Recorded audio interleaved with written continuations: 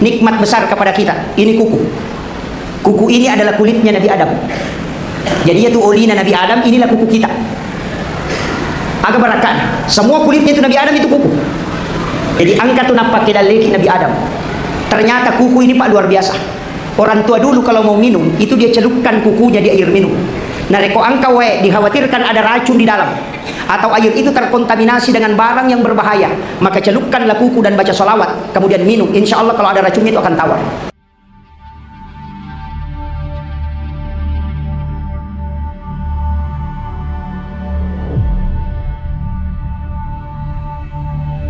Peristiwa Isra dan peristiwa Mi'raj itu ada dua hal. Jadi angka Nabi hanya diisrakan, tapi dia tidak dimi'rajkan. Itu Nabiullah Musa alaihissalam bersama Harun dan juga Nabi Lut. Itu diisrakan oleh Allah, diperjalankan di malam hari. Tapi dia tidak mi'raj. Deni pendre ukolangi. Tapi ada juga Nabi yang hanya dimi'rajkan, tapi tidak diisrakan. Itu Nabiullah Isa alaihissalam, langsung diangkat oleh Allah ke langit kedua. Jadi Nabi yang sudah diisrakan dan juga ada Nabi yang sudah dimi'rajkan oleh Allah sebelum Rasulullah.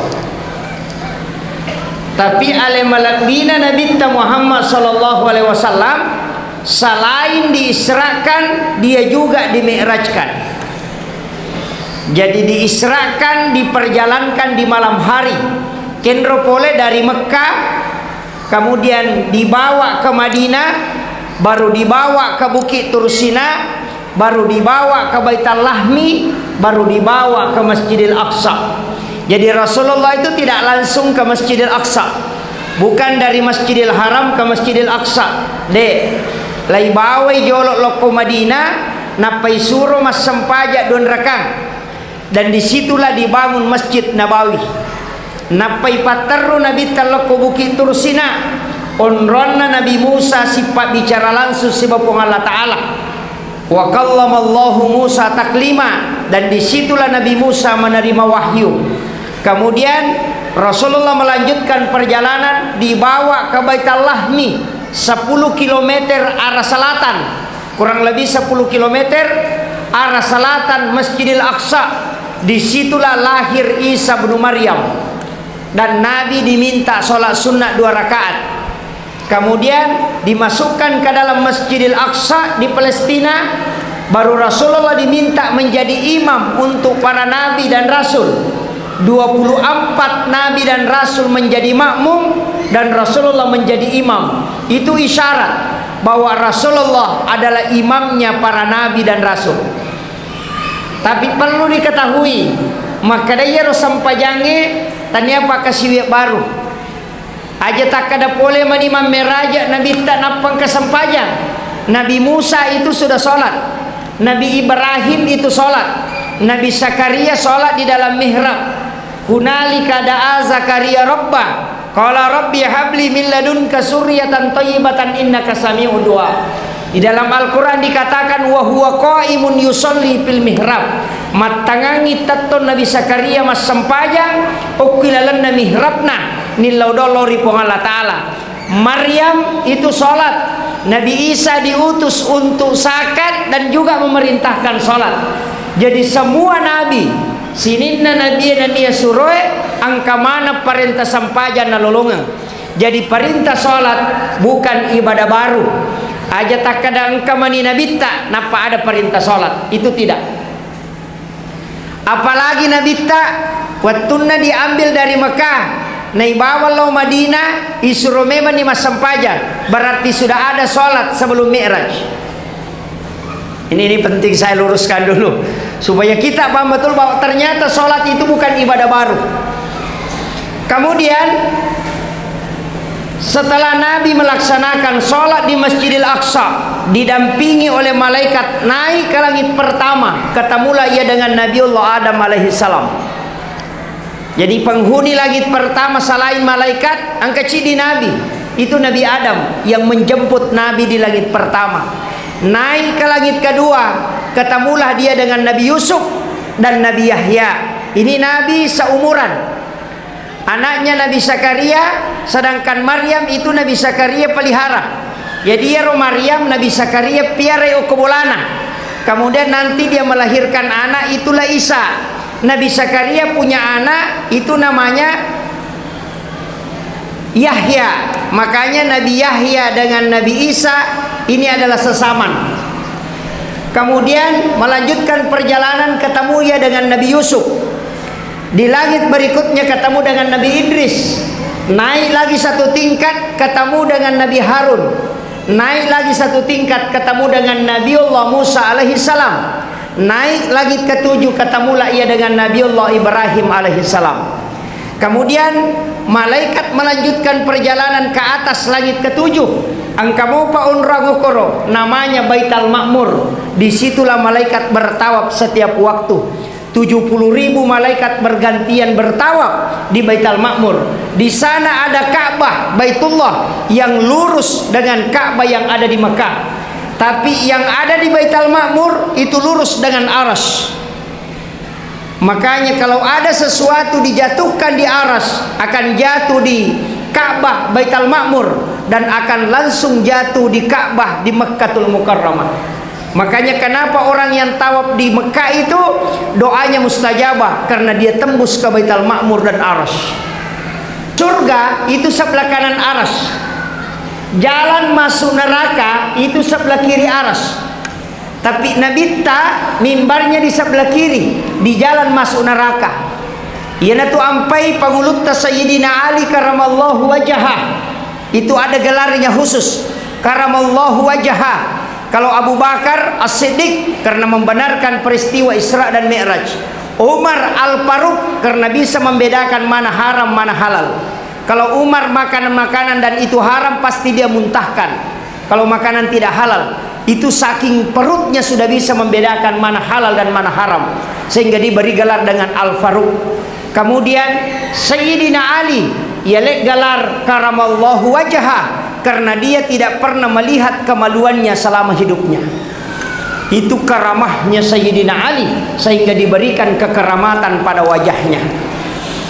Kemudian Rasulullah ditanya, kenapa magi mimbarat ya Rasul, namun sebelah kiri, bukankah itu jalan masuk ke neraka? Rasulullah mengatakan, betul, saya meminta kepada Allah supaya diletakkan di sebelah kiri, karena di situ jalan masuk ke neraka.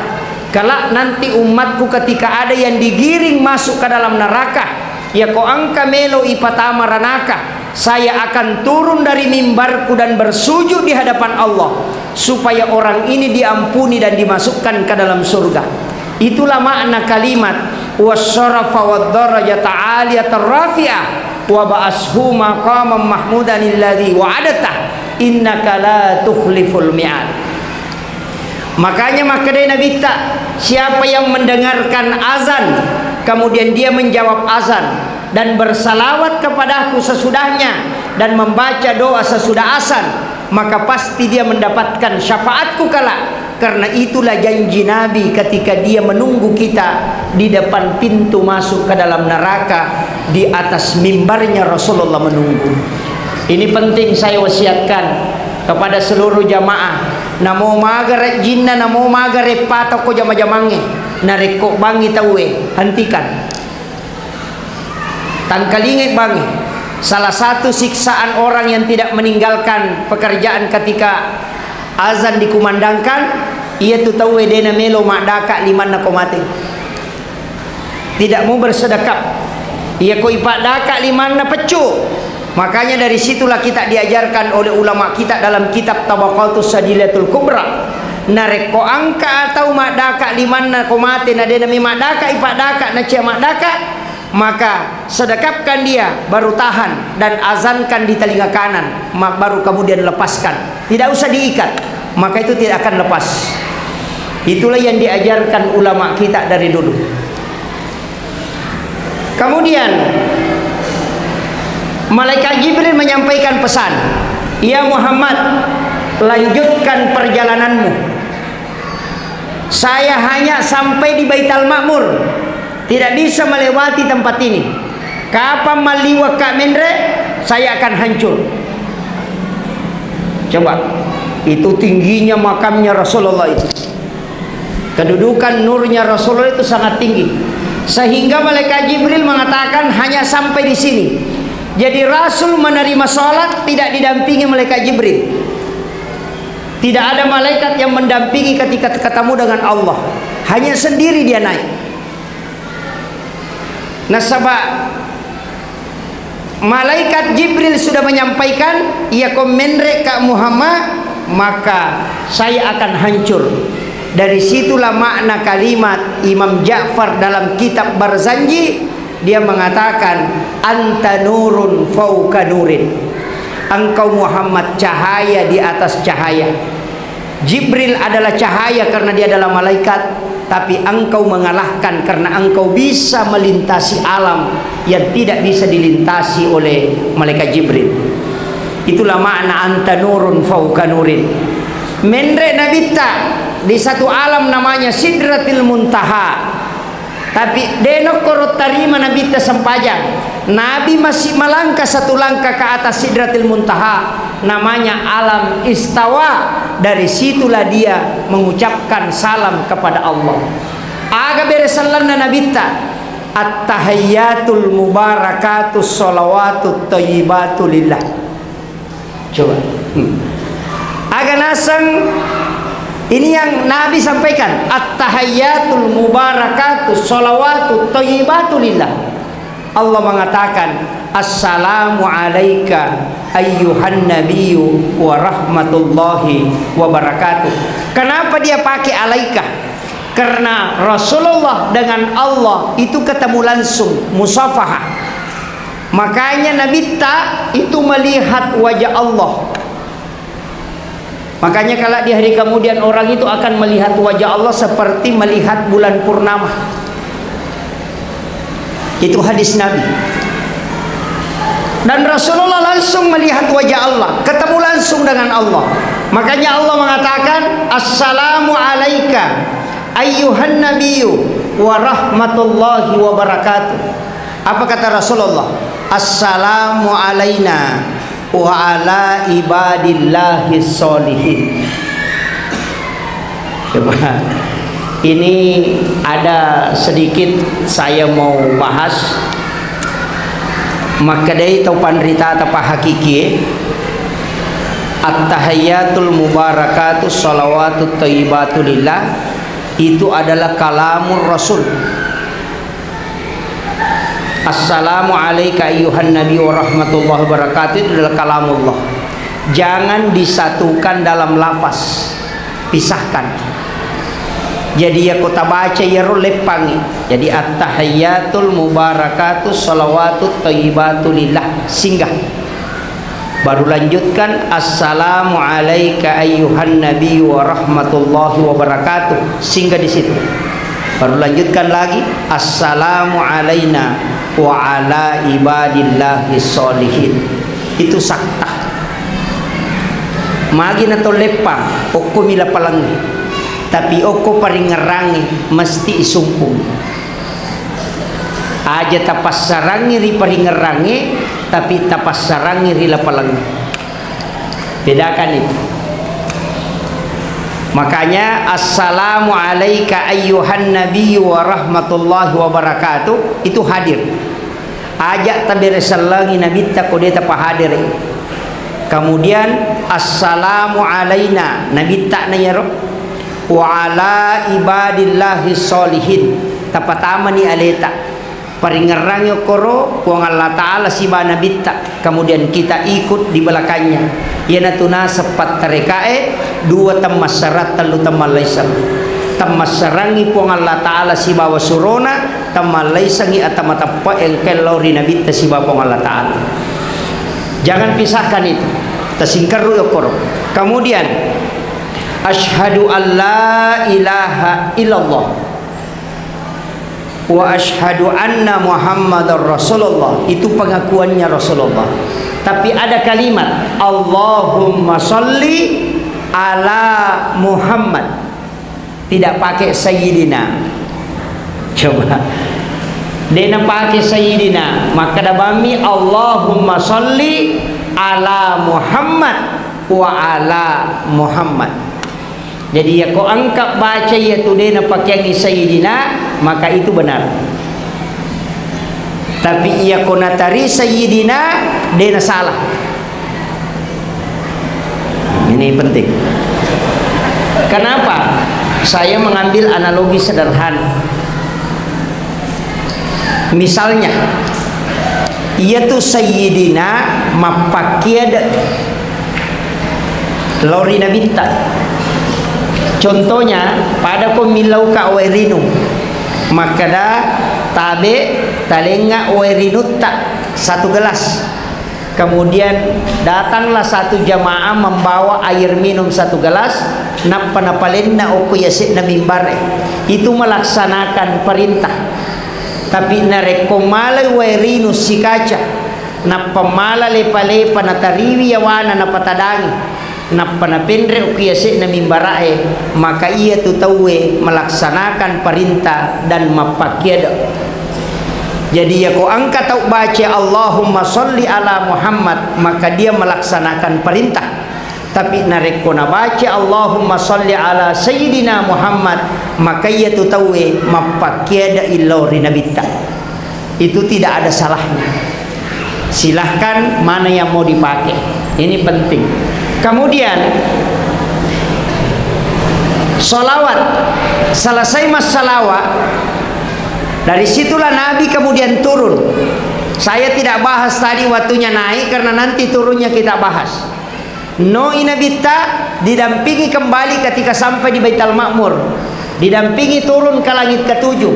Siruntu alena pangulutta Nabiullah Ibrahim alaihissalam.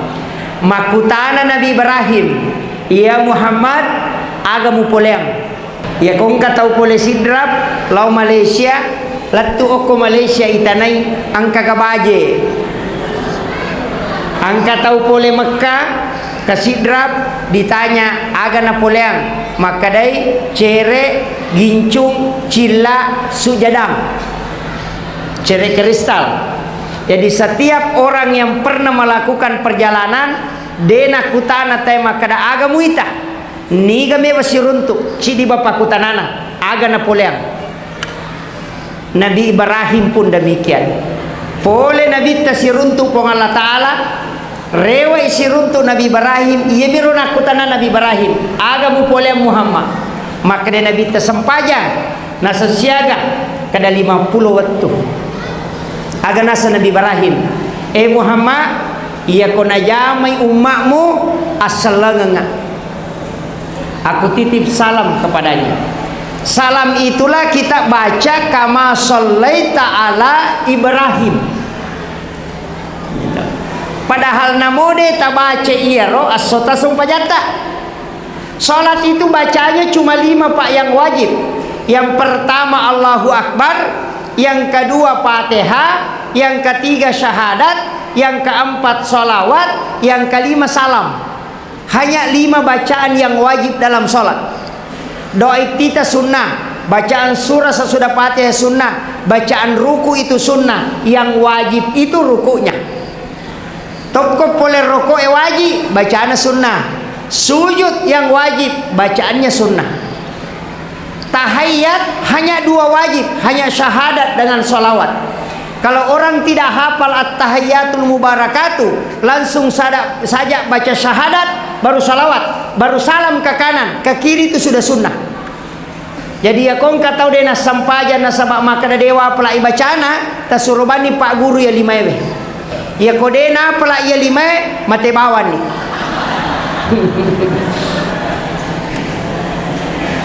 Paling mudah.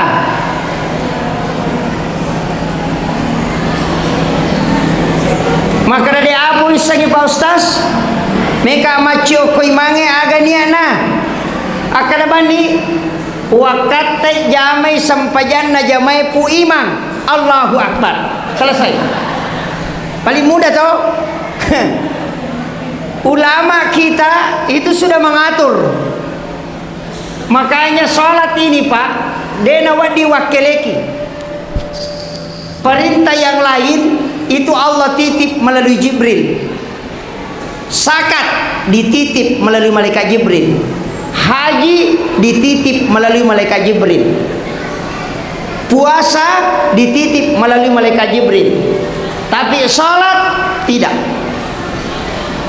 Tapi sinin na pakasiwenge na titip puang Allah Ta'ala melalui malaikat kepada Rasulullah bisa digantikan. Bisa. Zakat ia kota nedi pasui boleh anak yang menunaikan zakatnya. Jadi kong kata sogi anak na wajar ni zakatna boleh. Kemudian haji, sudah tua tidak mampu naik haji, kasih uang ke anak kita atau cucu, nanti dia yang hajikan, namanya badal haji. Puasa bisa diganti dengan makanan, bisa, namanya fidyah kalau tidak mampu. Kemudian puasa juga ketika ada yang wajib kita tidak selesaikan, ketika kita wafat, anak boleh menggantikan, namanya qada puasa. Tapi sholat tidak bisa. Dari situlah kenapa tidak ada yang mendampingi Nabi ketika menerima sholat. Maka dari Nabi tak, ya kodemu let tatonge tudako, ya kodemu let tudange liuko, ya kodemu let liue isyarat mu pakai. Kalau tidak bisa pakai isyarat, panggil Pak Imam. Nanti Pak Imam yang selesaikan. Itu berarti sudah meninggal. Kalau kau tinggalkan, harus kau ganti. Dena cocok maka datawe jamangi.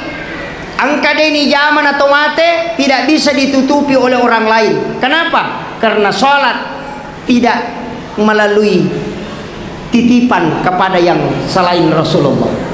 Iya tu ampai pak, degaga pak kasiwiang, lai challa tau matoe, icalla indo amboe, kodena jamai anae kecuali sholat. Ya kodena puasa anak ta deni callaki, kodena pasusak ke anak ta tidak dihukum orang tua. Tapi kalau anak kita tidak sholat, maka yakin pasti kita dapat bagian. Yaitu ampai ta pas sekolah pesantren ini anak tak. Di sini ada pondok pesantren, masukkan anak kita ke pesantren. Maka da wede apa je namelo ma pesantren Pak Ustaz, magampang. Masukkan saja ke pesantren, kalau 3 hari dia lari tidak masalah. Yang penting pernah masuk ke pondok. Awal daftar dulu di situ. Maka dah lari made Pak Ustaz, tidak apa-apa. Nanti di hari kemudian kita sudah punya modal. Maka dah pura ni upatama pesantren ini pun lari made. Ya. Nah sabak ia kodenan kata patamai pasti newa ki matu. Demetona kana pasikola agama kak. Coba. Tasuro ya na tama sempajang, ya kodeno ko agama ta pasikola. Tapi ya kok ki pesantrennya serahkan ke gurunya. Podangi pembinana. Tabarasa ikodena sempajang. Napaki made. Ya matu ko sorimon rikodena sempajang anata, tapodangi malaikat. Pura tu podak guruna ya narola mutanai. Aja nana ya murusu. Selesai persoalan. Iya. Kan begitu Jipa.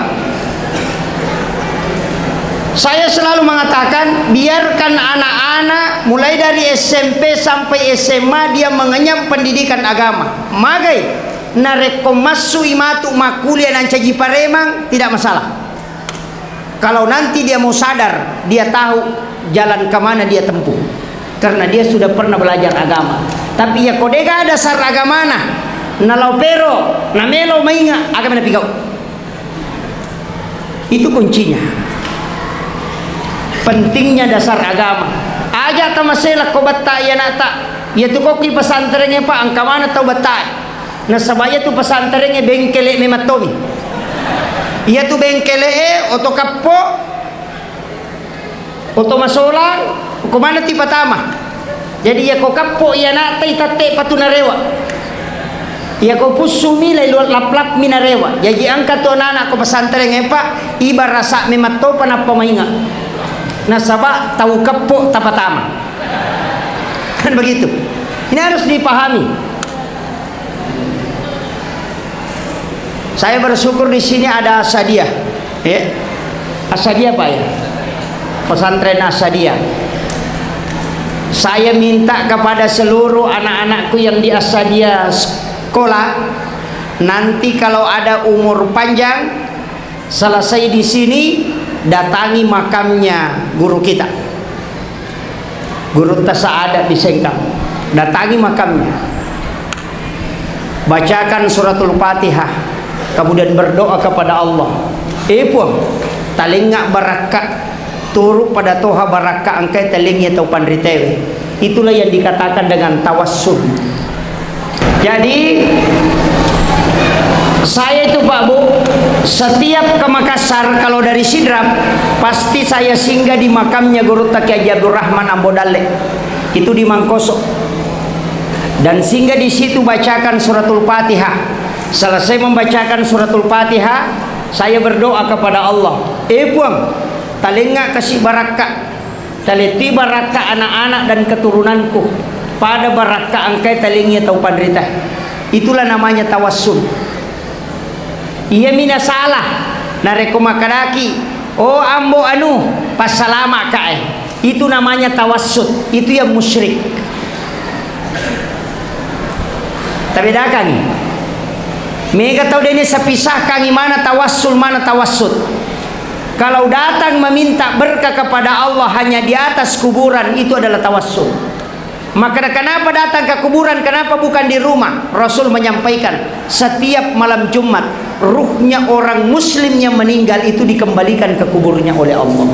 Makanya Nabi ziarah makam itu setiap malam Jumat, nanti menjelang subuh baru pulang ke rumahnya. Di sini ada yang pernah ziarah makam subuh hari? Degagah? Oh. Analoginya sederhana.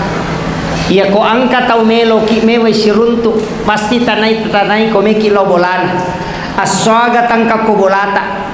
Ya ko maka dari saya ada di rumah hari Kamis malam Jumat.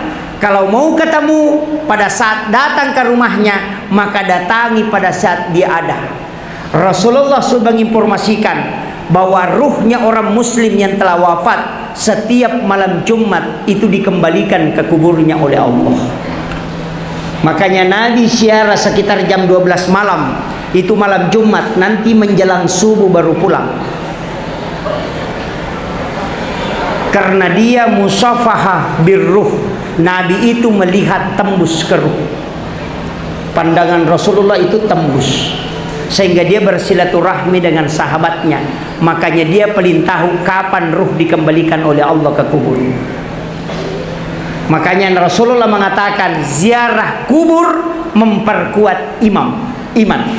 Kenapa? Karena memang datang ke kuburan malam Jumat sendiri pasti kuat iman. Iya, karena kita membayangkan bahwa begini kala nanti kalau saya wafat, tidak ada keluarga yang datang, tidak ada yang saya temani, hanya bunyi-bunyian cacing dan yang lainnya, dan kita berada di malam gelap gulita, tidak ada yang mendampingi. Begitulah persis ketika engkau kelak wafat, maka orang itu akan sadar dengan kehidupannya. Maka ziarah kubur bisa membangkitkan iman ketika kita melaksanakan sesuai yang diperintahkan oleh Nabi. Tapi kita datang kalau sudah lebaran, pagi-pagi datang ke kubur, baru berkelompok-kelompok lagi, pakaiannya rapi-rapi, langsung angkat tangan, difotolah dia, selfie, angkat tangan, baru dia masukkan di Facebook, tulis mudah-mudahan dilapangkan kuburnya. Tidak ada. Anda tidak doakan ini. Makanya dari situlah kenapa di subuh Jumat itu dibaca Alif Lam Mim Tanzilu dengan surah Al-Insan. Hal ata'al al-insani hinu minad dahri lam yakun syai'an mazkura. Itu intinya. Kemudian saya lanjut, nanti tidak selesai ini. Kita janjian saya ceramah maksimal 1 jam. Ya, maksimal 1 jam. Kemudian Rasulullah ketika Nabi Ibrahim mengatakan, saya titip salam kepada umatmu yang melaksanakan perintah ini. Dari situlah kita menggunakan kalimat kama shallaita ala Ibrahim. Kenapa Nabi Ibrahim yang minta?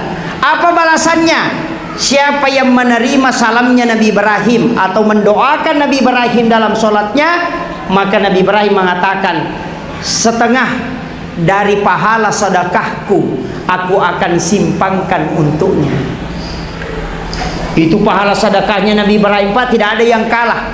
Karena satu-satunya Nabi yang bersedekah sampai sehari ini selain Rasulullah adalah Nabi Ibrahim. Nabi Ibrahim itu berdoa, ya Rob, berikan aku kesempatan.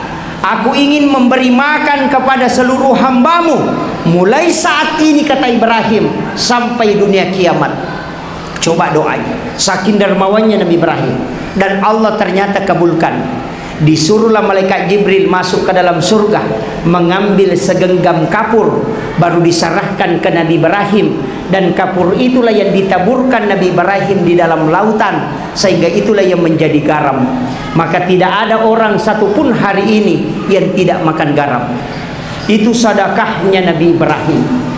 Tapi Nabi Ibrahim berpesan, ada dibaca dalam kitab-kitab ulama kita, bahkan dalam kitab Ihya Ulumuddin. Anak-anak pesantren harus buka kitab ini, karangan Hujjatul Islam Imamul Ghazali.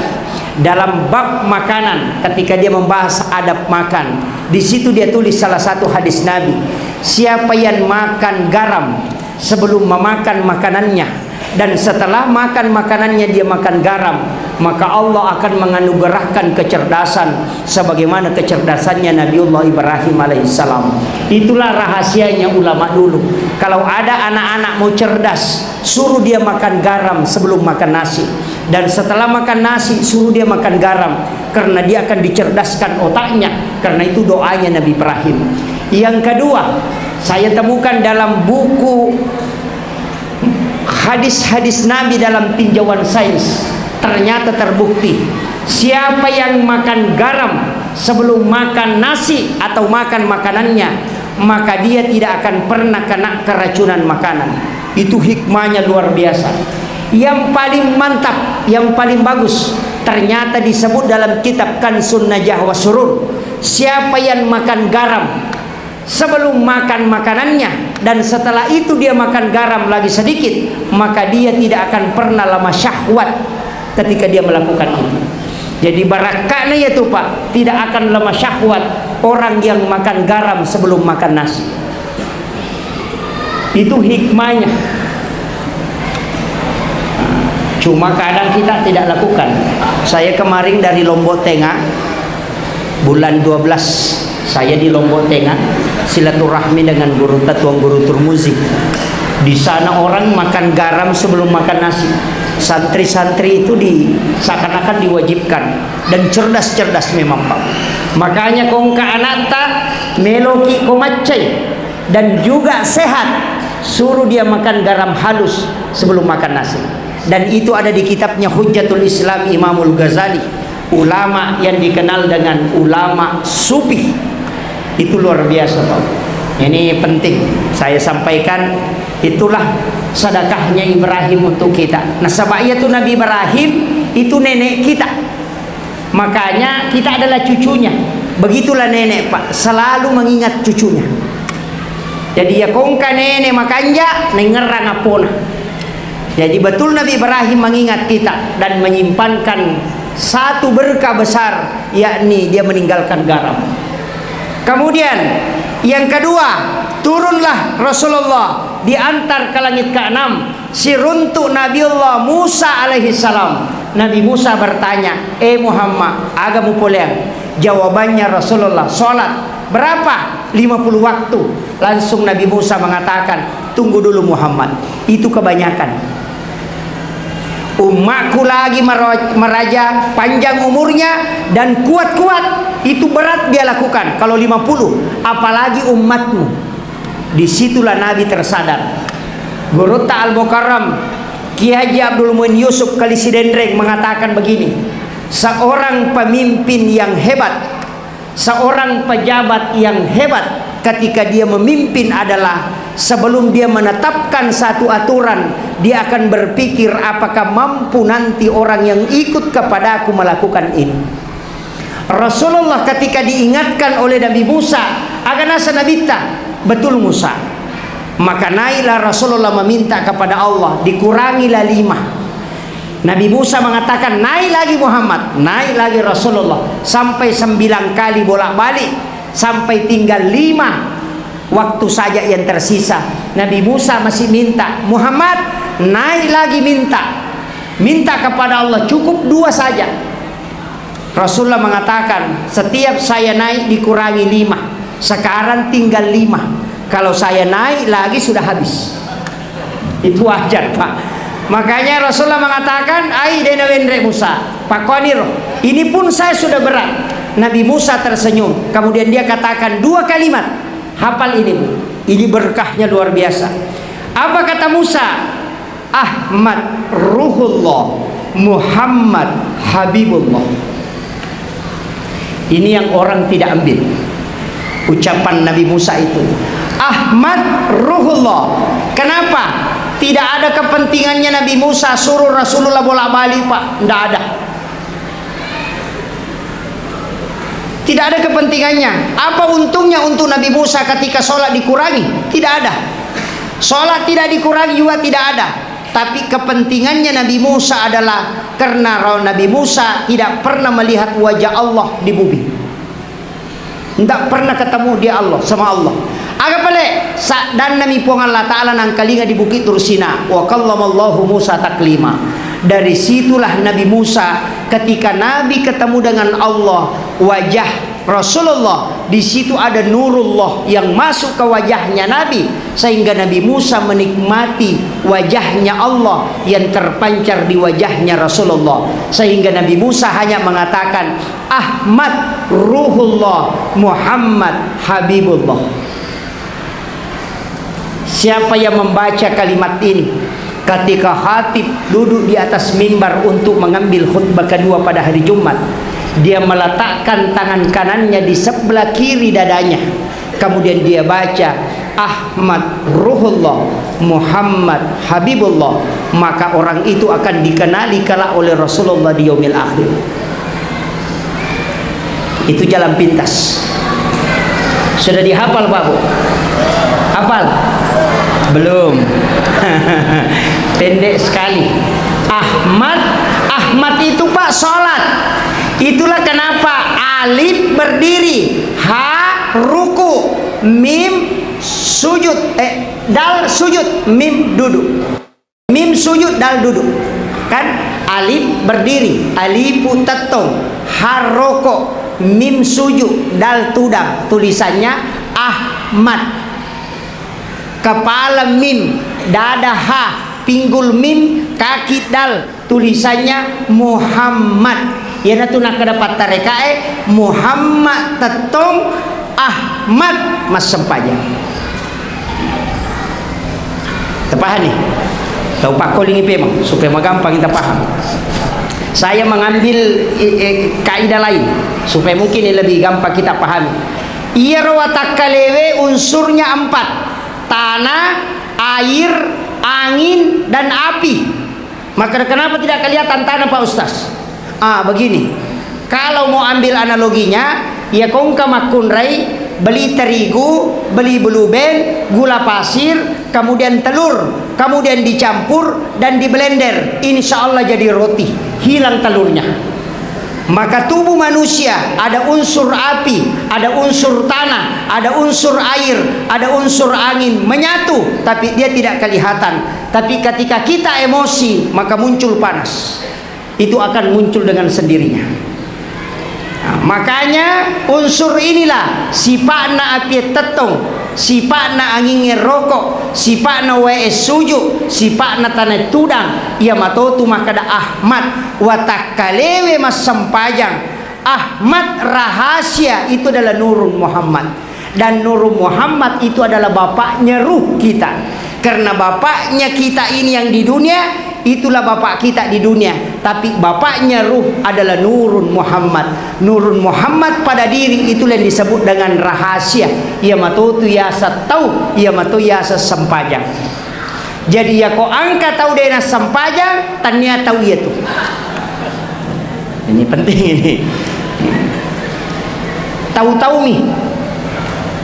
Bedakan. Makanya sholat ini penting Pak. Saya pernah sedikit bertanya sama guru tak, Pak Kiai, aga isa na sampajangi. Langsung maka ada guru tak, aja mau tenang isa namo olina de tumisan. Iya. Maka daga Pak Kiai, angka tahu maka ada makadaro tumu balalin romu de gamu lolong aku de misan isa na sampajangi. Maka de guru tatanya aga pe palolong aku kena balang. Coba jawabannya guru tak. Maka agak sana, maka guru tanda peringeran, baca, gerakan. Telu agak-agak nak dia mulai pasuku. Tidak ada yang bisa sempurna. Angka tahu makanja gerakan nak masalah peringeran. Angka tahu makanja peringeran nak lesai bacaan. Tapakanjaki baca, tapakanjaki peringeran tak lupai maka desian rakan. Pakanjaki rakaatna ya lupai baca. Pokoknya Allahu Akbar. Lese matu itu. Kenapa? 3 hal. Peringera melo ipakanjaki, baca melo ipa 7, gerakan melo ipa suku. Karena tidak mungkinnya sempurna. Dari situlah ada namanya sholat sunat, penambal sholat fardu. Patempele na sampaja perlu. Tapi tapahangi, angka tahu Pak aku surimun rimatu masih sah. Apa iya miko malap pa ita wenangkah angka pat tempele na de gagawan di na tempele. ini nanti yang rasa ini. Itulah alasannya kenapa kita sesudah salam membaca istighfar 3 kali. Astaghfirullahaladzim, astaghfirullahaladzim, astaghfirullahaladzim. Kenapa 3 kali? Nasabak telu dosa na pas sampajangi. Dosa peringeran nasabak puang Allah Ta'ala nunrui mangulo na lese peringeran. Dosa yang kedua adalah gerakan yang tidak sempurna, dan dosa yang ketiga adalah bacaan yang tidak sempurna. Sehingga istighfar 3 kali menghapuskan 3 kesalahan dalam sholat. Pak engkau tuh tahu purana mak beresalah sunnah lupa masuk tahu sombong itu. Pak kami tahu mak tuh Pak kama pita na lupa tama purana mak beresalah ngimangin lupa na masuk mangulo saliwa memang di sandalan. Anak macone beli sih itu. Mudah-mudahan tidak ada di sini.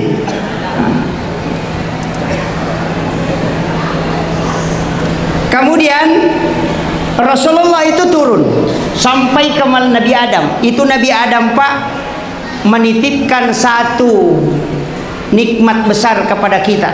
Ini kuku. Kuku ini adalah kulitnya Nabi Adam. Jadi itu olina Nabi Adam, inilah kuku kita. Agak berakan.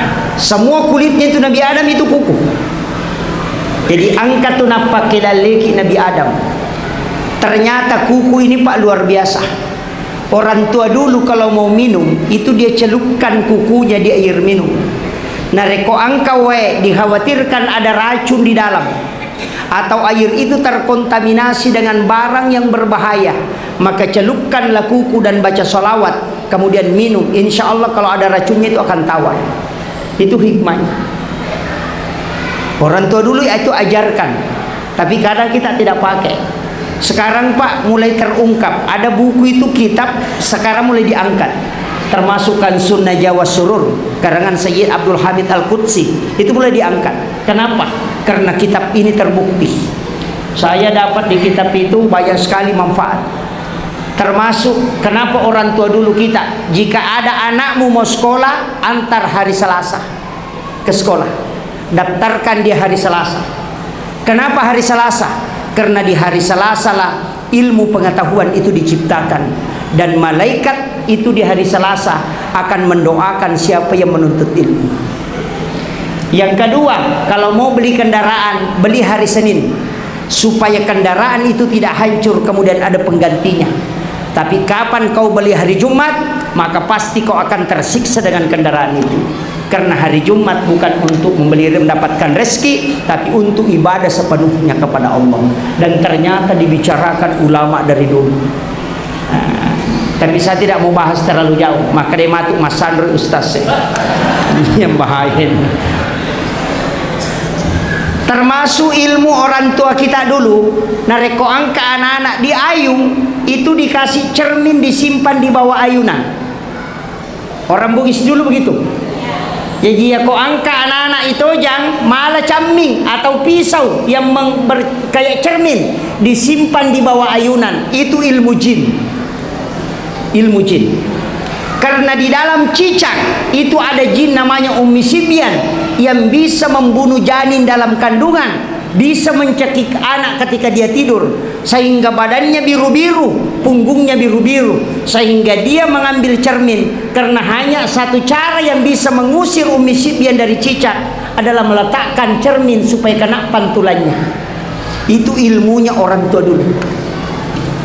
Sekarang orang mengatakan bid'ah karena dia tidak tahu. Makanya Nabi Musa mengatakan hati-hati dengan cicak karena di situ ada jin perempuan yang bisa membunuh janinmu dalam kandungan.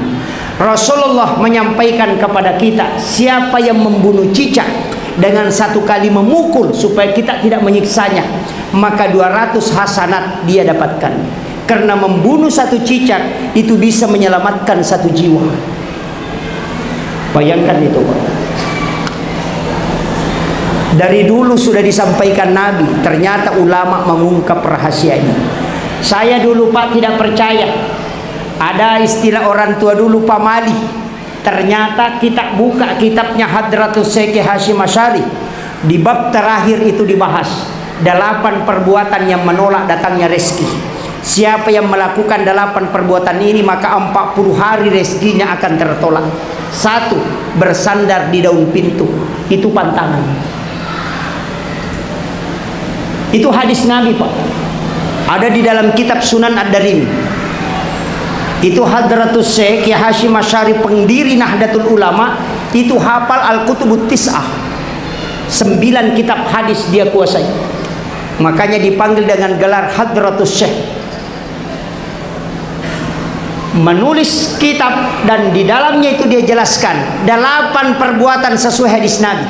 Siapa yang melakukan salah satunya rezekinya tertolak 40 hari.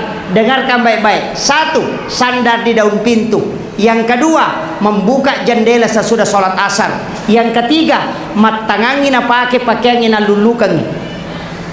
Ini yang banyak. Handphone dipakai lapkan ke baju. Perempuan yang paling banyak, ambil cangkir dasterna nagetang pernah dulukan. Itu menolak rezeki 40 hari. 1 bulan 10 hari, Bu. Kemudian yang paling sering juga kita lakukan, ya kongkap pakai tak kita buka, kemudian kita jadikan lap, baru masukkan ke tempat cucian, alasan besok mau dicuci. Ulama kita mengatakan, ya kongka wajujumu pura malulukan cerepa napa mutaru mulai meko pakai selesai aja lalu mau pakai masa padal yaitu dia nasabak mage pasti nacilakai. Itu kuncinya, Pak. Dia itu nak kada bawa tomato lo pemali dia minis sangi dalele nempe maka ada pemali betongan nak dia nawadi karena ada mudaratnya. Orang sekarang tidak bilang pemali apa nasab bid'ah karena ujung neraka. Ini kekeliruan kita memahami kaidah. Orang tua dulu itu beradab sehingga takut menyalahkan orang, maka ada bami pemali. Kemudian memotong kuku selain hari Kamis, Senin dengan Jumat. Kalau ada orang potong kuku, ambil jari telunjuk, jari tengah, jari manis, jari kelingking, ibu jari, mulai dari kanan baru pindah ke kiri juga demikian. Kalau kaki langsung ambil dari kanan ke kiri, maka orang itu tidak akan kena penyakit kulit. Itu hikmahnya. Kalau dia potong kuku, ambil jari telunjuk baru ke jari manis, baru masuk jari tengah, baru jari kelingking, baru ke ibu jari, begitu juga kiri, maka orang itu tidak akan miskin hingga dia meninggal. Coba, semua itu sudah diatur, Pak. Ini berkat pemberiannya Nabi Adam ini. Jangan sekali-kali memotong kuku di dalam kamar. Rasulullah sudah mewasiatkan, sebelum memotong kuku berwudulah. Karena di bawah kuku itu ada jin, dan itulah jin yang sangat panas hawanya. Makanya madari ini komatoba kiokilala kamarae. pura kimat toba, kuku dibuang, tapi jinnya tidak akan pernah keluar. Ia natunang kabola maka palayon roy, masuk ke kamar sangat panas hawa sehingga kita tidak bisa tidur. Sebenarnya adalah jin kuku yang kita letakkan melalui dari kuku yang kita lepaskan di dalam kamar, tapi kita tidak berwudu sebelumnya. Itu kuncinya. Makanya kalau mau memotong kuku berwudu dulu, gunting rambut berwudu dulu. Kenapa? Siapa yang berwudu sebelum memotong kuku, semua kuku yang terlepas dari tubuhnya tidak pernah berhenti berzikir hingga hancur ketika itu dalam keadaan suci, dan kelak akan menjadi saksi. Nah, ini cuma kadang kita tidak lakukan. Kemudian saya lanjut turun, ketemu tadi Nabi Adam. Nabi ketika sholat dijaga 2 hari. 2 hari Rasulullah dijaga, tapi Nabi bersedih. Magi nama sara nyawana Nabi tak, karena Rasulullah mengingat sholat yang 50, dan datanglah malaikat Jibril memberikan obat kepada Nabi. Ya Muhammad, jangan bersedih, Allah memberikan hikmah dari sholat yang kau tinggalkan. Baca subhanallah 33, alhamdulillah 33, Allahu Akbar 33. Kenapa 33 Pak? 17 rakaat ditambah 33 maka jumlahnya adalah 50. Itulah jumlah rakaat sholat yang diterima Rasulullah pertama. Tapi untung Pak, untung sekali ada Nabi Musa. Kene degage Nabi Musa manrasai Pak Bangi akka 50 memang loli subang nalai dece nang ke Nabi Musa. Maka jadikan ini sebagai tanda kesyukuran, jangan tinggalkan sholat aja lalu tajami sampajange Pak angkat tu tau makada aish deto gaga gunana mujama kode misang-isa na sampajange maka de gurut takali sidendreng itimbang makapai tan ritimbang anude ya kongka mujama angkai tajam ya kode gaga mujama de gaga tajam ya nangka kapala desa de nakibua lapora tata lai tikang tapi ya kongka laporanna iparessa mojolo. Orang yang sholat masih bisa diperiksa, tapi yang tidak sholat malampu Pak jalok nama kada terruno korotama ikon. Tapi Pak Ustaz, bagaimana hukumnya? Banyak orang yang rajin sedekah tapi dia sholat. Maka orang yang rajin sedekah tapi dia tidak sholat, ada istananya di dalam surga. Itu janji Nabi. Mambana masjidan fid dunya banallahu lahu baitan fil jannah. Nigi tau bangun masjid okolino karena lillahi ta'ala. Dia bersedekah untuk pembangunan masjid, bersedekah untuk pembangunan madrasah, maka dia akan dibangunkan istana di dalam surga. Tapi dibangunkan, tidak dikasih masuk. Iya. Kama kadami Nabi tak nigi tahu bangun masigi okolino lai bangungan ni hotel oko suruga dena kada Nabi tai patamai suruga i bangunga hotel. Jadi kau dena sampajang angka bolana tapi dena tama. Dari situlah kenapa aqimis sholat wa atus zakat selalu berdampingan. Artinya buat kunci untuk kau bisa masuk dan persiapkan rumah yang indah untuk kau tempati. Makanya setiap waktu selalu ada celengan lewat, tapi ada juga orang sengaja tidur. Ini bahaya. Sedekah itu penting Pak. Kenapa ada bacaan berubah dalam sholat?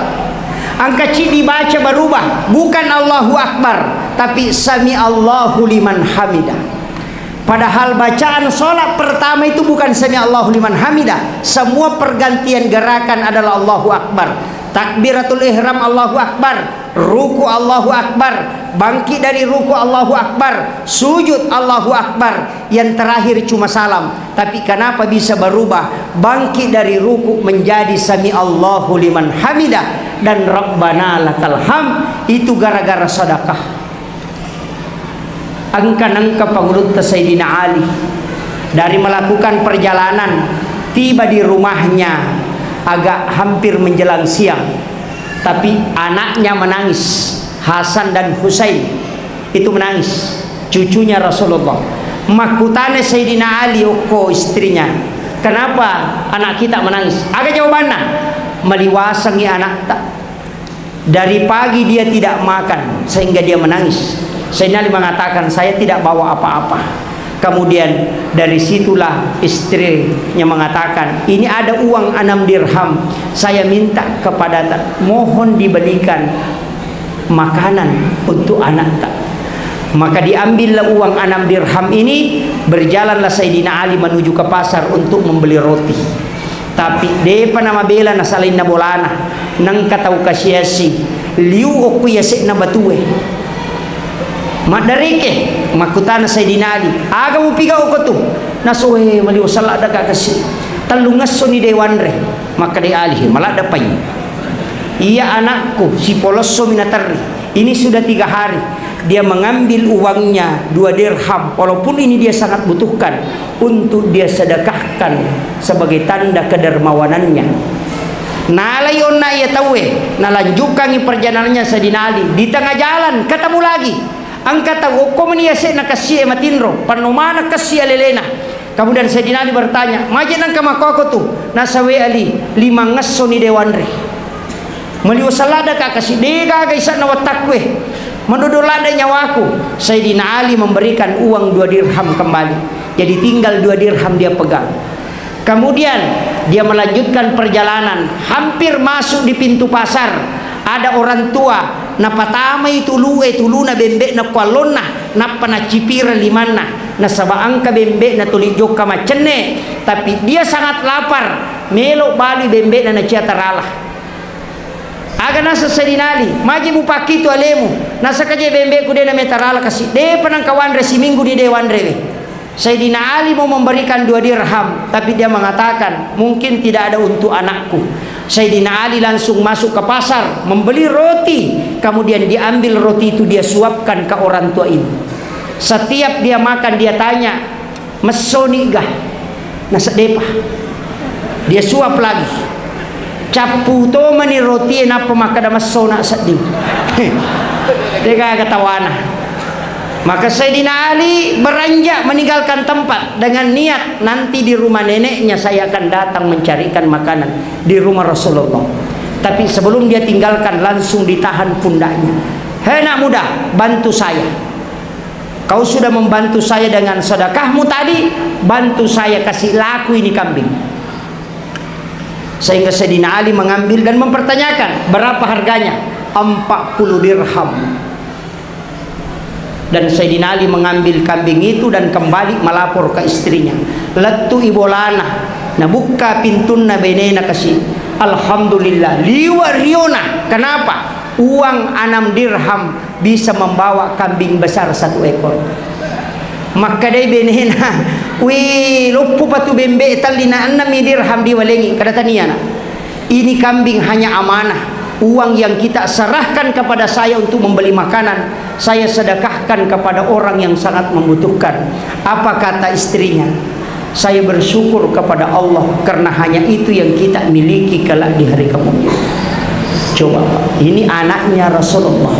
Kalau istri kita anaknya si Anu kasih uang suruh beli ikan, kita beli rokok, pasti dilempar kalau kembali. Iya.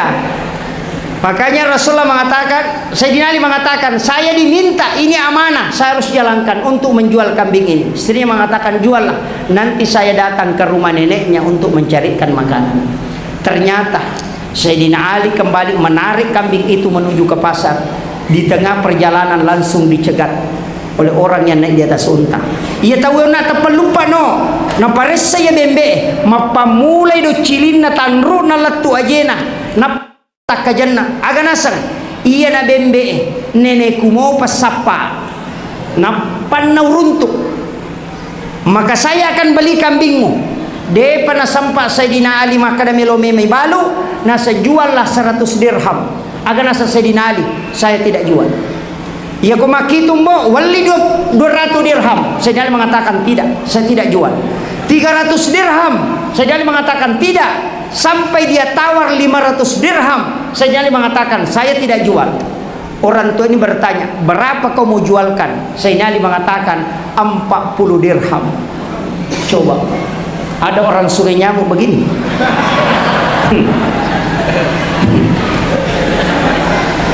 Kenapa Sayyidina Ali tidak menerima tawaran itu? Karena itu adalah hanya amanah. Dia diperintahkan untuk menjual dan diberi amanah, mengatakan hanya 40 dirham harganya. Sehingga Sayyidina Ali mengatakan, saya hanya diminta, ini bukan kambingku tapi kambing orang yang saya jualkan, maka saya diminta menjualnya dengan harga 40 dirham. Maka dihitunglah uang ini tadi, kemudian dikasih Sayyidina Ali, kemudian diambil satu keranjang uang, kemudian diberikan kepada Sayyidina Ali dan beritahu, ini harga kambingmu dan ini uang tambahan sebagai hadiah untuk kambing ini. Dan jumlahnya menjadi 600 dirham.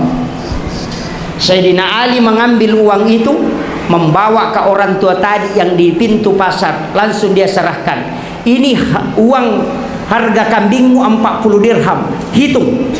Setelah selesai dia hitung, dia ambil yang di kantong besar, ini hadiah kambingmu, silahkan ambil. Dia tidak ambil, Pak. Kemudian Sayyidina Ali menangis, meneteskan air mata. Kenapa? Karena dia melihat bayangan kepalanya sudah masuk waktu duhur. Sayyidina Ali tidak pernah masbuk selama hidupnya dalam sholat. Teri masalah narekodena dapi biar jamaah. Maka berjalanlah dia mau pulang, kemudian ditahan pundaknya. Hei Ali, berhenti dulu. Langsung dia kaget. Dari mana orang ini tahu nama?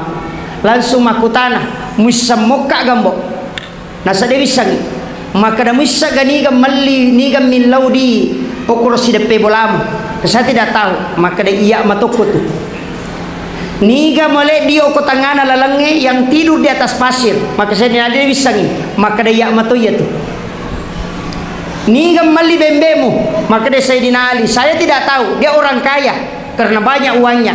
Dia mengatakan tania yang membeli itu adalah saya.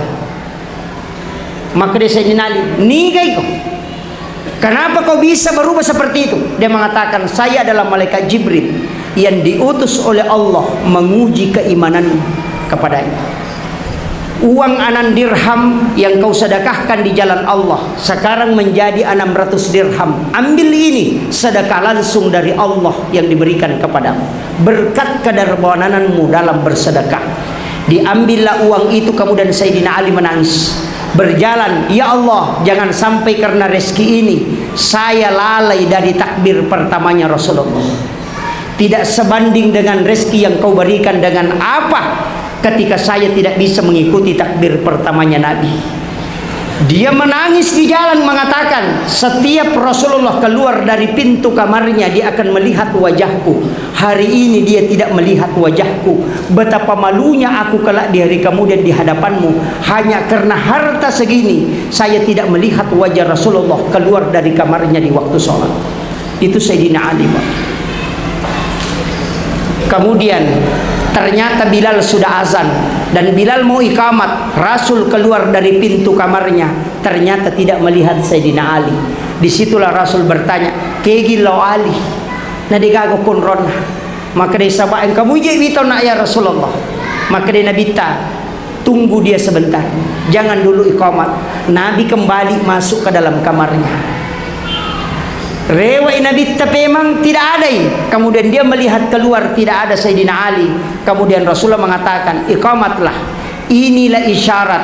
Maka dia ko angka tahu tulillau mak berejama setiap waktu na takut degagay o konronan ng kami ko kampunge wat dito itajataja pa. Tapi ya ko tahu denang kanalaw masigi aja lalu tatajang. Itu tak sampajan na masyang. Dari situlah Imam Tasyafi mengatakan azan itu adalah panggilan, iqamat adalah memulai sholat. Maka ya kumuli itawe aja busalaimi, ya kupura kau bang aja mulan sakama nasabak magai nasabak iya tu bange panguli angka tahu tu noli itawe napalan sukama berarti noli ita napa nasalai. Tapi maka dari Imam Malik niga suruh matanga ya natu ampai Imam Malik dia tidak sholat sunnah sebelum sholat maghrib. ina sang Imam Malik tau rajin lo mak berejama ya kode panabat tau wenang kana ko masigi ya ko bapi tena palau tau kutu ya tuna sang Imam Malik apa yolli pina palau. Coba itu bedanya. Kemudian Rasulullah sementara sholat dan ruku, kemudian Sayyidina Ali berwudu. Apa kata Ali sebelum berwudu? Ya Allah, betapa celakanya aku ketika aku masbuk dalam sholat gara-gara rezeki yang kau berikan ini. Dan ternyata lai tendra ulunna nabi to malaikat Jibril kemudian dibisi, jangan bangkit sebelum Sayyidina Ali masuk mengambil saf. Pastama Sayyidina Ali langsung dia takbiratul ihram, kemudian dia langsung ruku. Apa kata Nabi? Bukan Allahu Akbar, tapi dia mengatakan Sami Allahu liman hamidah. Allah langsung mendengarkan pujianmu kepadanya. Maka dari situlah malaikat mengatakan Rabbana lakal hamd. Itulah sehingga itu yang kita baca pada saat ruku dan bangkit dari ruku. Itu barakatnya Pak. Kemudian Rasulullah mengatakan, ya Ali, Jibril datang kepadaku, Allah menitip salam kepadamu. Bayangkan itu Pak. Itu begitu mulianya orang yang tidak dilalaikan oleh hartanya untuk datang berjamaah di masjid. Itu mulia sekali. Sampai Allah yang menitip salam kepada orang itu.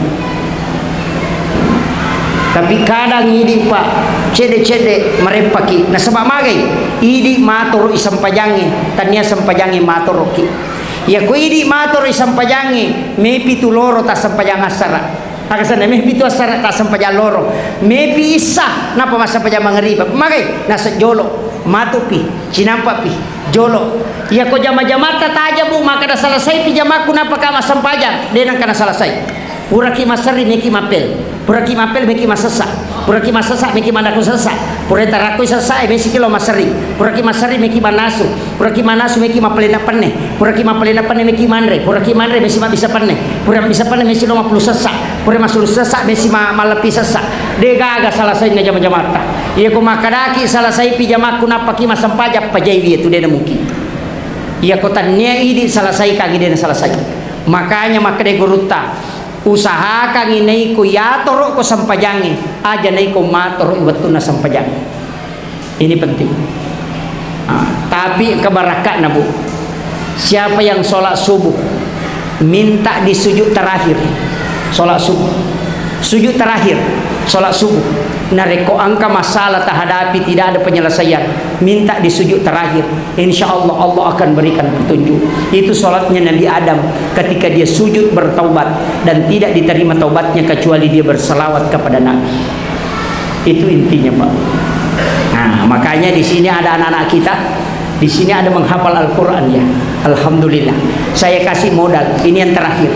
Saya kasih modal. Di sini masjid selalu ada pintu sebelah kiri dan sebelah kanan. Pintu itu adalah pintunya imam. Saya pernah belajar tasawuf di Aceh, di Biren sama guru Tasenur. Beliau sampaikan begini, 4 hal aja lalu nasalai imam.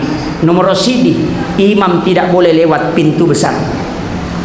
Iaiku imangena aja lalu mulai pintu na makmum, masuklah melalui pintu kecil karena itu pintu. Di sana malaikat menunggumu untuk mendoakan engkau. Jangan lewat di pintu makmum. Ya kung ka ima de tono lay pintu na makmunna, insyaallah dia natasakka bacana de to ni kalo ko makmunna. Na sabaya tu imangi ya kuikale ko makmunna pasti lesse bacana. Magay na sabaya sei ka mengikue naya pokoe. Listrik kita di sini kalau di pembatas 900 watt kemudian kita nyalakan 1000 watt balon pasti sepa okoro magai nasaba yase imak denge na yon riye mak denge makumati itu imangi ya nangkai mak dena mesi sampu bacana dena me makanja peringarana berarti yase ikutu makmun na alena. Kuncinya jangan lewat di pintu makmum, lewat di pintu khusus karena di situ ada malaikat yang akan mendoakan kita. Yang kedua, idi imangi aja lalu ta sampaja sunnah kuilala masigi. Okoki bolata mas sampaja sunnah. Kega bolana imangi. Ini yang samping di sebelah sini atau di sebelah sini? Itu rumahnya Rasulullah. Maka sholatlah di situ di dalam. Magai ya ko angka imam talu tau mina pananungang dena sampaja sunnah pilal masigi tapi oko miro masampaja sunnah kecuali yang berjamaah maka dena timangi na rekodena si runtuk Nabi Muhammad sallallahu alaihi wasallam. Itu janjinya. Kemudian yang ketiga, ajak lalu tak dicarukun rota mancajiman. Tempat imam itu adalah mihrab. Mihrab itu 2 lapis. Kenapa? Karena dia tempat komunikasi langsung dengan Allah. Kenapa Nabi Zakaria tidak punya keturunan? Istrinya sudah menopause, tidak mungkin bisa melahirkan, tapi dia masuk berdoa di dalam mihrab, kemudian mengangkat tangannya di dalam sholat, langsung dijanji anak laki-laki yang bernama Yahya. Kenapa? Karena di mihrab. Guru Takiat Abdul Rahman Abu Dale kamarnya dibagi 2. Si puek nonroi mas sempajang, si puek nonroi matinro. Tempat sholatnya itulah dikatakan mihrab. Ya kong kasantrin na melo rewa na degaga na tamparan aga nasang huang de kasih gaga diku na melo ka rewa maka de guruta masuklah ke dalam kamarku, di situ ada bantal kecil, maka angkat itu dan mudah-mudahan ada rezeki yang kau dapat. Setiap anak-anak tamu kormala dui tidak pernah habis dan semua santri yang minta itu tidak pernah kosong, tapi denang kana taruh di guruta kor pulekendroi. Di dalam Al-Quran Allah sudah memberitahukan kita, kullama dahala alaiha Zakaria al-mihrab wajada indaha rizkan qala ya Maryam anna laki hadza qalat huwa min indillah innallaha yarzuqu man yasha bighairi hisab. Itu kuncinya. Jadi ya rupa Nabi Zakaria degaga anakna 50 tahun milau doang kubolana, tapi dia diterima sampai dia diterima donna. Doanya tidak mustajabah sehingga dia mengambil anak perempuan anurena, kemanakannya diambil, itulah Maryam. Dia pelihara, bikinkan bilik, di dalam biliknya dia buat mihrab tempat sholat. Ada 2 anak tangga. Itulah alasan kenapa mihrabnya imam itu 2 lapis. Lapisan bawah ada amblak, lapisan kedua ada sajadah. Karena mihrabnya Maryam itu 2 anak tangga. Itu dalilnya. Maka ketika Nabi Zakaria membuka pintu kamar kemanakannya, mulai heran. Magai setiap hari dia bawakan makanan, tapi pas 3 tahun dia mulai kaget. Kenapa? Angka andre naruntu ilalang. Anehnya lagi, makanan musim panas di musim dingin. Magi nang kadoriang oko kamarai natanya waktu doriang. Magi nang kalase oko natanya waktu lase. Kenapa bisa ada kurma segar di sini dan di sini tidak ada pohon kurma? Aganasang Maryam. Ketika Nabi Zakaria mengatakan, "Anna laki haza?" Polekendro ye. Jawabannya Maryam cuma satu, "Huwa min indillah." Ia tu gagah langsung peluk ku Allah Taala. Nabi Zakaria tidak percaya, bukannya ko nabi, makun rakunrai. Saya ini nabi, sudah puluhan tahun berdoa, tidak diijabah, tidak diberikan anak, tapi engkau anak perempuan yang bukan nabi. Kenapa bisa doamu tembus, bisa diberikan rezeki? Nabi Zakaria mengatakan berarti bukan doamu yang mustajabah, tapi tempat inilah yang istimewa. Maka dia beritahu kemanakannya, keluar dari situ. As-sukokutu niyatam. Hunalika da'a Zakaria rabbah. Masuklah Nabi Zakaria di situ. Wa huwa qaimun yusolli. Matangangi tatto masampajang. Rilalanna mihrabna Maryam. Agani law Nabi Zakaria, Rabbi habli min ladunka zurriyatan thayyibatan innaka sami'ud du'a. Langsung dijawab, panadatul malaikatu wa qaimun yusolli fil mihrab, annallaha yubashshiruka bi Yahya musaddiqan bi kalimatin wa sayyidan wa hasura wa nabiyyan minas sholihin. Mustahil menurut akal sehat, karena istrinya sudah tidak haid, tapi kenapa dia bisa hamil? Karena dia meminta di dalam mihrab. Seseorang yang berdoa di dalam mihrab, sesuatu yang mustahil itu tidak akan pernah terjadi. Mustahil. Kenapa? Karena Allah yang akan langsung membantunya. Itulah kelebihannya mihrab. Magi gurutta nangka mihrabna nasabak kong kasantri na melo rewa dengan tamparan na suri tamu korodan tidak pernah habis uangnya. Itu langsung dari Allah. Itulah rahasianya. Kenapa setiap ulama ada namanya kamar pribadi? Karena di dalam kamar pribadi di situ ada tempat sholat khusus. Cuma kadang ini Pak, malok bolata, malok kamarata, WC mi pakanjaki, tapi tempat sholat tidak ada.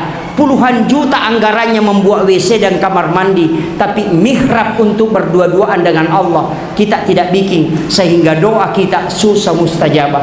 Akhirul kalam, wallahul muwaffiq ila aqwamit thoriq. Assalamualaikum warahmatullahi wabarakatuh.